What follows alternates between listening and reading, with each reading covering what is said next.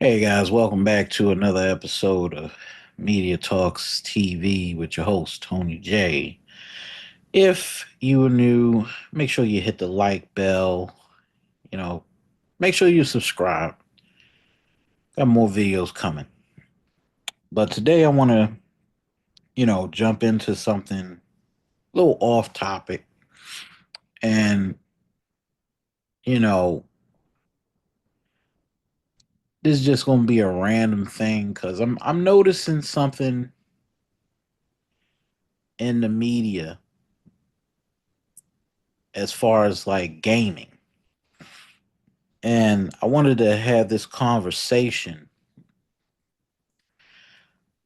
about the issue that we're seeing in the gaming industry. You know, just I guess, last December, um, I thought about getting a PS5. And even though, I had never really been a PlayStation 5 type of guy, you know, I'd had an Xbox my whole entire life, and I've always played Xbox games. But something had dawned on me, and I went to Best Buys to try to get a brand new PS5 because I thought, well, maybe this is the time, maybe I switch game consoles. And you know, I guess something came over me. I looked at the price tag,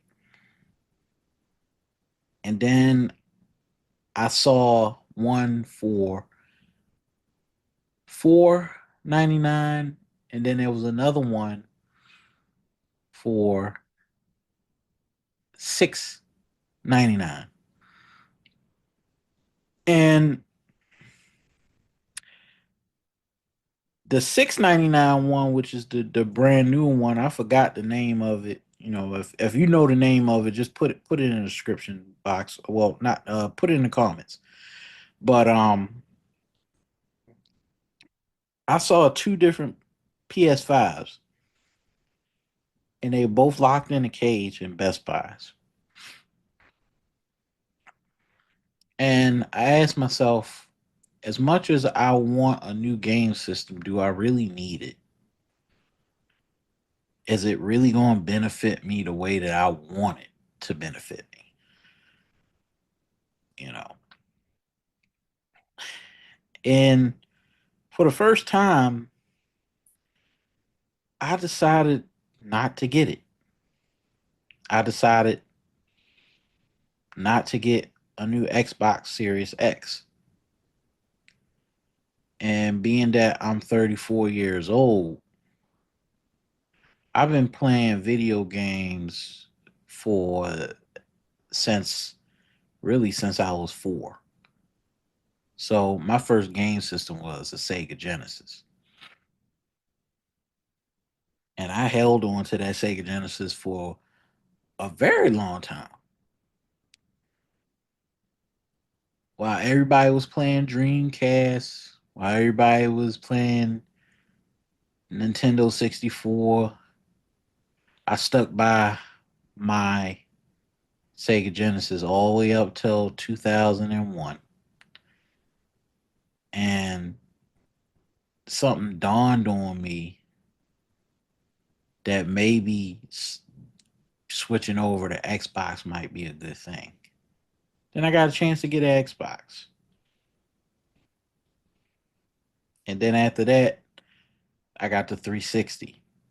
Then after that, I got the one. So it just seemed like I never really liked PlayStation. And I brought myself almost at a point where I could have brought a PS5. Then I asked myself, would I be going against my principles if I do buy a PS5? Because I never liked PlayStation. PlayStation's buttons are too small and they're hard to remember for me. You know, I remember letters, I can't remember shapes. So when you're switching over from Xbox to PlayStation, it's kind of like an adjustment. And, most people say, you know, why don't you try it? Why don't you try it? You've never played a PlayStation before, so why not get one? Enjoy yourself. And this is where I wanted to jump into this conversation about vice and bad habits and following trends and, realizing when trends die, you know. And I was thinking about, I watched the news today about the government shutting off TikTok. And I remember how big TikTok was at the very beginning. You know, when we talk about trends, like America has this thing with booms and busts. And that's something that, over the holidays I learned about. I read a couple of books. I studied. Didn't dive too deep into it. But there was this book about the dot com boom. And they said that in the late 90s, when Netscape and AOL were burgeoning companies, when they became the companies that they were, and when Expedia and all these other web companies started coming up, and how Wall Street was throwing money at these companies because they were going to be the next hot thing on the stock market. And then before you knew it, once year 2000 came, the bubble had burst. It just popped. And people lost so much money in the early 2000s investing in things that they thought were going to have staying power. And I realized something about life and something about myself, and in reading about these stories. Um Trends die. There are people who follow, and there are those who have their own lane. If you look at all these businesses that are here today, you look at the consistency. Like, people sit up there and say they hate Jeff Bezos. And I think about Jeff Bezos in the beginning when people didn't think Amazon was going to last this long, and it did. And things tend to change when demands when things are demanded of that particular business or particular product where it fills a need, and Amazon just filled a void. And like a lot of tech companies, a lot of things don't last in the tech business. But we go back to the whole thing about vice. and addiction, and how companies really right now, what we're seeing, how companies have managed to manipulate and take advantage of our own weaknesses and our own vices and our own addictions to things. You know, when somebody tells me America has a problem with the economy, that things have gotten expensive,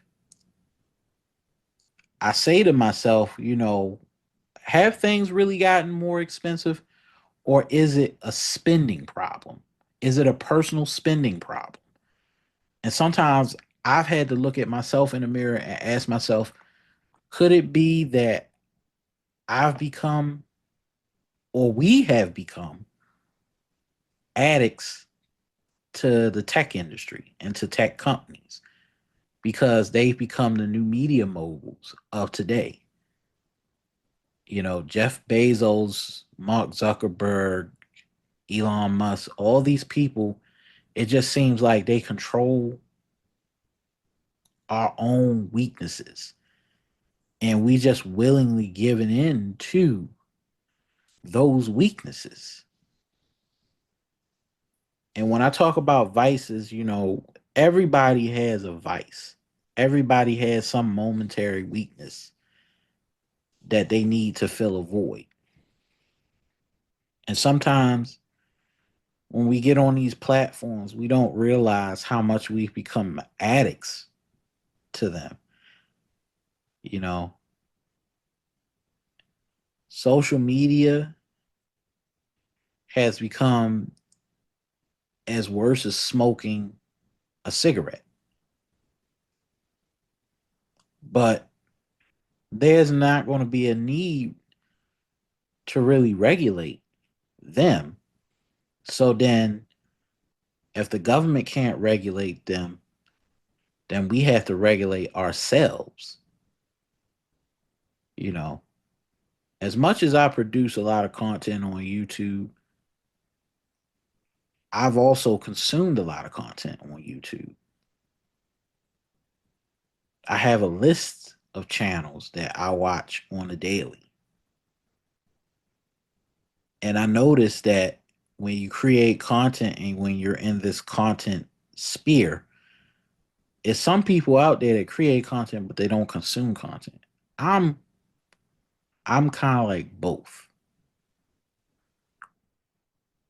You know, I love my travel channels. I love my ASMR channels. Some points I've become an addict to them. Sometimes I will watch as much as 6 to 7 hours of YouTube. But I realize with YouTube, it gets overwhelming for me because I can't keep up with the amount of content that is being created on YouTube. And the realization that I've come to is that you're never going to be able to catch every video on YouTube. It's just not possible. It's just an overflow. And I realize I've spent almost 6 to 7 hours sometimes adding playlist after playlist of some of my favorite videos. And I'm like, could I use that time to put into even creating more content or actually reading for self development? And sometimes that's a big vice for me. And also, another vice that most people don't want to realize is that a lot of people in this era are addicted to porn. Porn has become a big vice. OnlyFans, Pornhub, X videos, X hamster, all of these websites, people have become addicts to them. And it's like some people would be like, well, you can eradicate it or you could ban it, but it's everywhere. You don't have to, in this day and age, it don't really pay to be a drug addict. It don't. It don't pay to be a drug addict. It don't pay to be, you just create something and people will automatically get addicted to it. Because the same oxytocin that people release from their brains when they get high or shoot up, it's the same type of oxytocin that is released during sex, when you eat a piece of chocolate, or when you're in a drug binge. You know, every video that you watch, it's just a release of oxytocin.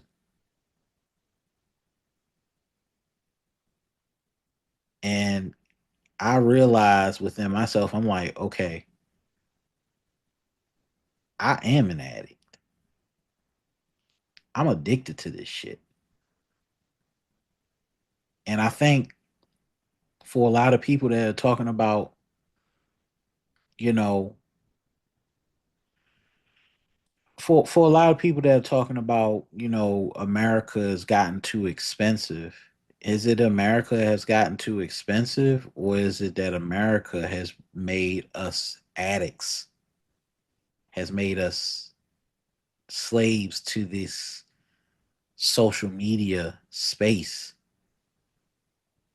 I don't see how anybody could be crying over the closure of TikTok, because TikTok was just, I didn't even understand the concept of TikTok, to be honest.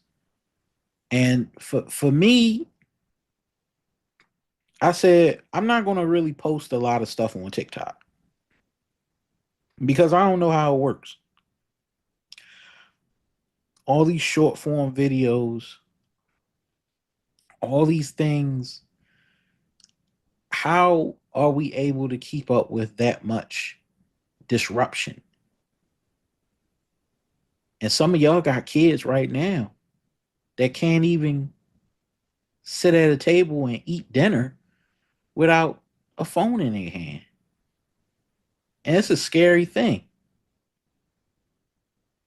You know, I don't want to make a video about doom and gloom, but when I talk about vices, when I talk about this thing about we have a tech oligarchy that is exploiting our weaker spots as human beings,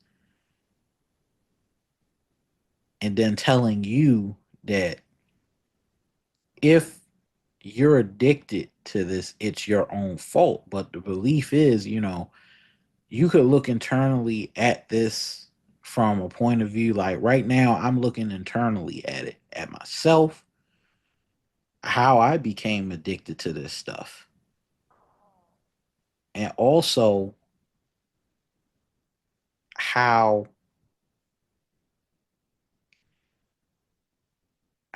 mostly mentally it's hard to shut it off. I could stop watching videos right now. I could, but there's always going to be this thing about me missing out on something, missing that YouTube video, being afraid that that video that I just watched might get put on private. I mean, we've all felt like that. I mean, come on, let's be honest here. We've all felt like that. But, I realize that self-discipline is the most important thing nowadays. And most kids nowadays and most people in our generation don't have self-discipline. And it's a hard thing to really, get control of. I have had friends who have been addicted to gaming. And it's one primary reason why I don't want to buy a game system, because gaming has become a vice now. Whether you want to believe it or not, it's pointing at that in that direction. And it's one of the primary reasons why I don't want to buy another game system because I know for a fact that if I buy this game system, I'm going to get addicted to it. And then I'm going to be compelled to buy more games that are 50, 60 dollars. And then once I buy the game, then there's going to be the online gaming that I will probably fulfill. And then it's going to lead to this whole thing with in-app purchases. If you don't see where all of this is leading, it's a smoking gun. You know what I'm saying? Gaming industry right now, Activision, Ubisoft, I believe, all these gaming companies are trying to make a buck off of your addictions. And they know you're an addict. They know. That's why everything in gaming right now is a money grab. They want you to be addicted to this shit. That's why they put out 2K. That's why they put out Madden. But then you have the whole Grand Theft Auto franchise. You have kids that are making in-app purchases of games, of downloadable content, DLCs, you know, and that's the scary thing. Like if I had children, and I'd be afraid to give them a game system now, because back then gaming used to be very simple. You know, it used to be you played it for a couple of hours and then you took your ass outside and you went and played with your friends. You socialized around the neighborhood. You know, you didn't spend all day in front of the game system and you didn't spend all day in front of the TV. Like me and my friends, we watch Power Rangers and then take our ass outside and be under the tree all day for 4 hours. You know, so a lot has changed from my generation and seeing the generation in front of me now getting to be where they are. I've I've realized that gaming has become another form of gambling addiction. I mean, if you think about it, if you really honestly think about it, notice how this last past couple, let's say past maybe 7 years, FanDuel and DraftKings are trying to push more and more people to become gamblers. I mean, think about it. They'll put product placement in games and you'll see a banner come across the screen saying DraftKings or FanDuel. And I'm noticing, I'm like, why would they put this in a game? They know they trying to get people to become gamblers, to become addicted to gambling. And I felt like this is where the gaming industry is starting to become. Like this is where the gaming industry is going. And I've told my friends so many times, warning them about why gaming is so bad now that it's just become just another money grab. It isn't about the quality of the game, it isn't about the quality of the characters, but how addicted can I get you to this game to not make you stop playing it? And that's what I think gaming is starting to become. It's becoming another form of addiction and it's becoming another form of gambling because people are paying shitloads of money to be a part of something. And this is why it goes back to the whole thing about this is one of the reasons why I wanted to have this conversation about vices and how to control those vices. And I feel like human nature is a funny thing because we've become so addicted to a lot of things now. Women are addicted to shopping. Women are. There's a reason why Jeff Bezos created the whole one click buy thing on Amazon. Is because you get some type of oxytocin release from purchasing something. But as much as he's a billionaire, we are nothing more than serfs to him. And it kind of relates back to the whole thing about why capitalism is such a fucked up system, because so many of us are willing to give into weaknesses that cause us to lose a lot of money that we could be saving for something else, for a purpose. And I realize that now, while I'm at the age that I'm at, I have to be more disciplined. I have to be more astute and observant of not following behind other people and not allowing other people to influence me to follow behind them.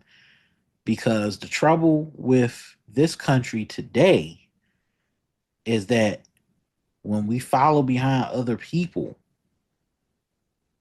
and we have those weaknesses and those vices, we we end up becoming a slave to our own vices. It's one primary reason why I distance myself from drug addicts and alcoholics, because drug addicts and alcoholics, if they relapse, they could take you down right along down that road with them too. And then you become an alcoholic. And then the next person that you take down that road, they become an alcoholic too. Whether you believe it or not, I know, some people are going to disagree with me. Alcoholism is a choice. You choose to drink and you choose to die, or you choose to be sober and you choose not to take a drink at all. You realize that you have willpower. And that's one of the things that I've understood: discipline and willpower are the most important things that you must have in this day and age, because the tech industry right now, they're trying to make our kids and you the serfs of society. And that's a scary thing. You know, I don't agree with serfdom. I don't want to become a serf. You know, you can see what addiction does to people. You've seen what crack has done to our whole entire communities. You've seen what heroin did to a whole group of people. It tore people apart.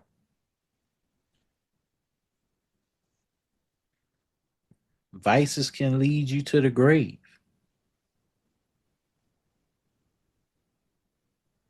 Shoot. I've had my own personal vices. I don't lie about my weaknesses. Hell, even Superman had his own weaknesses. I was always addicted to porn ever since I was 9 years old. I still haven't stopped watching. And I admit that I am an addict to that. I love food. I'm an addict to that. I overeat sometimes.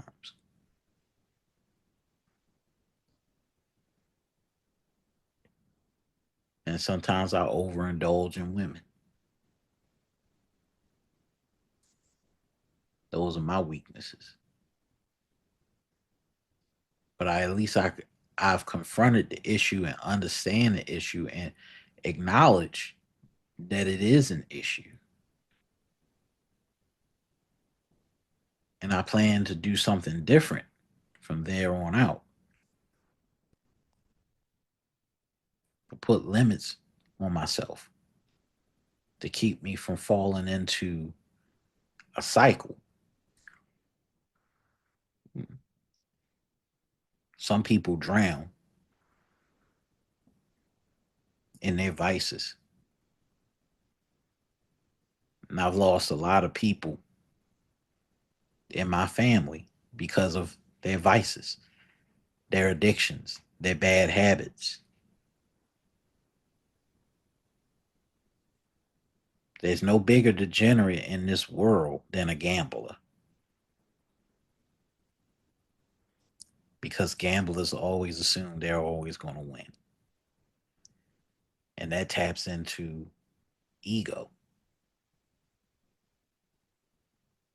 Just when you think you might be up, you also might be down too. And that's what's created like you notice on social media, they have all these things called they had this thing called mukbang. And I remember seeing a lot of content created around people just eating large amounts of food. And I'm like, this is just a clear indication of gluttony. And I think in this generation, we overindulge in too much stuff. And I don't want to overindulge in anything because, that leads to debauchery. I don't overindulge in debauchery. You've seen last year what debauchery gets people. I mean, look at Diddy. Overindulge in alcohol, overindulge in the party life, overindulged in women, and look at where it led him. Same thing with R. Kelly. All of us have had those types of momentary weaknesses, and it turned us into monsters. When you fail to realize that, when you have an ego and think you're better than everybody else, that's when you fall. So, you know, remember, don't allow your vices to control you. Don't allow these tech companies to take advantage of your momentary weaknesses. You can have control of it just like I can.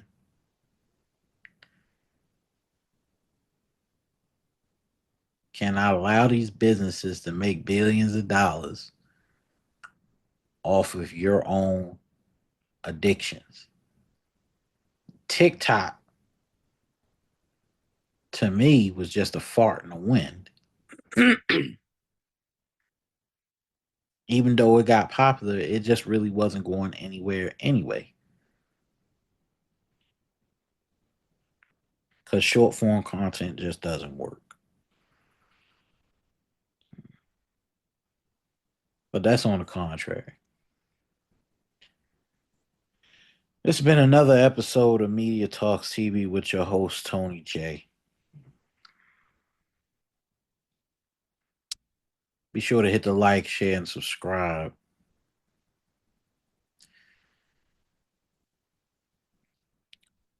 We're going to take a momentary sabbatical from the channel due to some personal issues. Um, I'll be posting a lot less coming next week due to some job commitments that I'm about to get into. But be sure to stay tuned. Rewatch all the playlists. Well, we'll be back in due time. Most likely, we will be back in due time. But I will be taking a sabbatical from the channel for a little bit. I won't be posting much. Actually, I'm going to be doing less posting. But once I started back up, you know, it's going to be good. But I thank you for tuning in. I'm Tony J, and I'm out. I keep it real. I'm going to be out of here. Peace.